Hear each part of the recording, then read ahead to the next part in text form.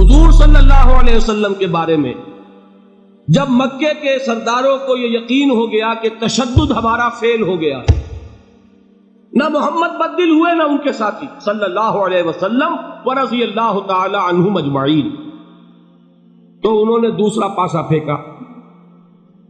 پہلا پاسا کیا تھا؟ استہزاء، تمسخر، مذاق، ڈیمورلائز کرو، نروس بریک ڈاؤن کرو، ان کا بیٹھ جائیں پتاشے کی طرح، معلوم ہوا نہیں تو کھڑے رہے۔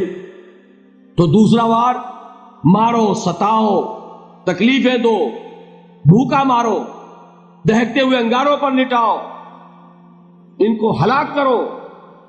معلوم ہوا یہ حربہ بھی ناکام ہو گیا، ایک آدمی واپس نہیں پھرا، ایک شخص کو بھی ہم اپنے اس تمام پرسیکیوشن سے نہ توحید سے ہٹا سکے نہ محمد سے برگشتہ کر سکے صلی اللہ علیہ وسلم، بلکہ مرض بڑھتا گیا جو جو دوا کی۔ ان کے اعتبار سے تو مرض تھا نہیں کہ وہ تو بات آگے بڑھ رہی، ہم نے جتنا دبایا تو جو کہا ہے کہ اتنا ہی یہ ابھرے گا جتنا کہ دبا دیں گے، تو ہمارا دباؤ جو ہے وہ ناکام ہو گیا۔ تو تیسرا بار آیا تھا، وہ کیا تھا؟ سفارت آئی ابو طالب کے پاس، دیکھو ابو طالب تمہارا بھتیجا جو ہے وہ ہمارے معبودوں کو باطل ٹھہرا رہا ہے، ہم تنگ آ چکے ہیں، اگر تو اسے بادشاہت چاہیے، اگرچہ ہم کسی بادشاہت کے عادی نہیں ہیں لیکن ہم اسے اپنا بادشاہ بھی مان لیں، اگر اسے دولت چاہیے تو اشارہ کرے، ہم سیم و زر کے انبار اس کے قدموں میں لگا دیں،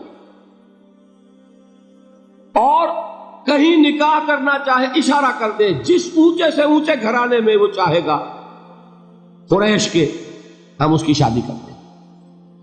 تینوں ہی لالچ ہے نا دنیا میں۔ ویسے تو زر، زن، زمین، آپ کے ہاں یہ تین زے مشہور ہیں، زر، زن، زمین۔ زمین کو اقتدار سمجھ لیجئے، قوت سمجھ لیجئے، دبدبہ سمجھ لیجئے۔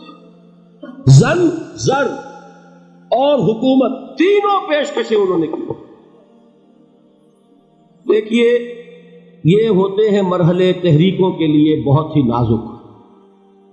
نبی کے لیے تو خیر کوئی امکان نہیں تھا، غیر نبی ہو تو سوچے گا نا یہ بادشاہ بنا رہے ہیں، بادشاہ بنو، اس وقت تھوڑا سا کمپرومائز کر لو، پھر ہاتھ میں قوت آ جائے گی تو پھر سب ٹھیک کر لیں گے۔ اگرچہ کبھی ٹھیک نہیں ہوتا، وہ ٹھیک ہوتا ہے اسی پروسیس سے جو محمد الرسول اللہ نے اختیار کیا۔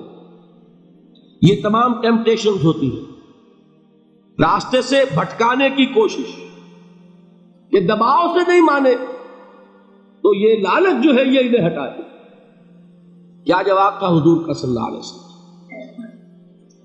چچا نے جب بات کی ہے، انہیں براہ راست تو حضور سے بات کرنے کی ضرورت نہیں ہوئی تھی، ابو طالب کے واسطے سے بات کی۔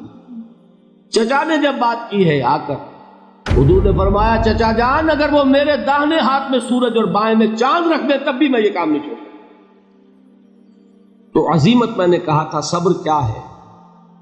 اپنے طے کردہ راستے پر بڑھتے چلے جانا، نہ کسی ٹیمپٹیشن سے، نہ کسی پریشر سے، نہ کسی تکلیف سے، نہ کسی ایذا سے، نہ کسی استہزاء سے، کسی سے بھی متاثر ہوئے بغیر اپنی منزل کی طرف پیش قدمی کیے چلے جانا، یہ ہے صبر۔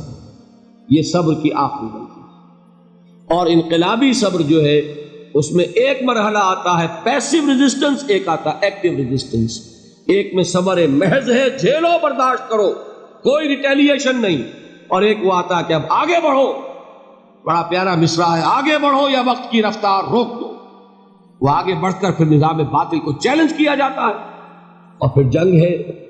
ان اللہ یحب الذین یقاتلون فی سبیلہ صفا کانہم بنیان مرصوص۔ ان اللہ اشتری من المؤمنین انفسہم واموالہم بان لہم الجنہ یقاتلون فی سبیل اللہ فیقتلون ویقتلون وعدا علیہ حقا فی التوراۃ والانجیل والقرآن ومن اوفی بعہدہ من اللہ فاستبشروا ببیعکم الذی بایعتم بہ وذالک هو الفوز العظیم۔ اللہ نے اہل ایمان سے ان کے جانیں اور ان کے مال خرید لیے ہیں جنت کے عوض۔ نتیجہ کیا ہے؟ وہ جنگ کرتے ہیں اللہ کی راہ میں، قتل کرتے بھی ہیں، قتل ہوتے بھی۔ بدر میں 70 کو قتل کیا، مسلمان شہید ہوئے 13، 14ویں وہ تھے جو زخمی ہو گئے تھے، واپسی پر مدینے کے راستے میں ان کا بھی انتقال ہوا، 14 مسلمان ادھر 70، اور احد میں 70 صحابہ شہید ادھر 23۔ تلک الایام نداولها بین الناس، یہ دن ہیں جن کو ہم الٹ پھیر کرتے رہتے ہیں لوگوں کے مابین، لیکن یہ کہ بد دل نہیں ہوئے، قافلہ بڑھتا رہا۔ اور غزوہ احزاب میں وہ شعر میں کل سنا چکا ہوں محمد کے جانثاروں کا، نحن الذین بایعوا محمدا علی الجہاد ما بقینا ابدا، ہم وہ ہیں جنہوں نے محمد سے بیعت کی ہے جہاد کی صلی اللہ علیہ وسلم۔ اب یہ جہاد، یہ قتال، یہ جنگ، یہ سرفروشی، یہ جانفشانی جاری رہے گی جب تک جان میں جان، یا تخت یا تختہ، یا اللہ کا دین غالب ہوگا اور یا ہم اپنی جانیں اسی کام میں اللہ کے حوالے۔ اللہ تعالیٰ مجھے اور آپ کو اس کی توفیق دے۔